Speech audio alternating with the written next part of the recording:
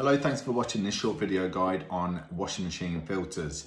We tend to get a lot of raised issues over washing machines not working, not draining, filled up, doors not opening, time delay issues on the door locks, etc.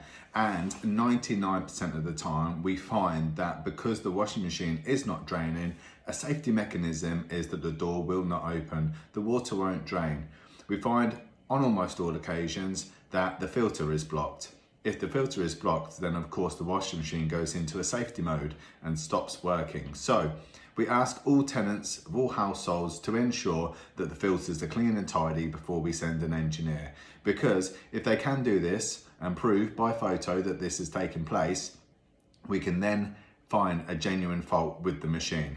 Machines do have genuine faults from electrical issues, drum issues, motors, etc. So it's not uncommon that these happen, but most of the time we do find that once the filter's cleared, washing machines come back to life. There's 4, maybe 5 separate videos in this one where you can browse through and have a look and teach. However, they do fundamentally show the same thing. It is basically take off the panel if there is one, or drop down the flap, unscrew the filter, ensure you have a towel underneath to catch excess water, remove the filter, clean it, clean inside the filter hole, return the filter, screw it tightly, lift up the flap or put on the casement and then reset the washing machine and you're good to go. Remember, 90% of all washing machine issues are filter blockages. Eagle Estates will not send an engineer unless you can prove that the filter has been cleaned.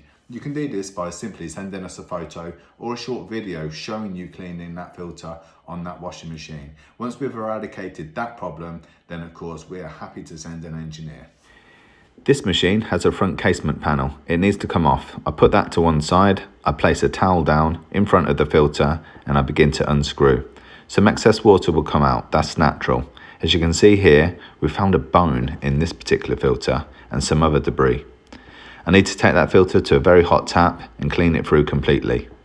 I also need to clean inside the filter hole, which I do with the towel that I've placed down. You can see some muck there. Screwing that back on, placing the casement back on, and mopping up the excess water, that washing machine will now work. This video, the flap is present on the front of the machine.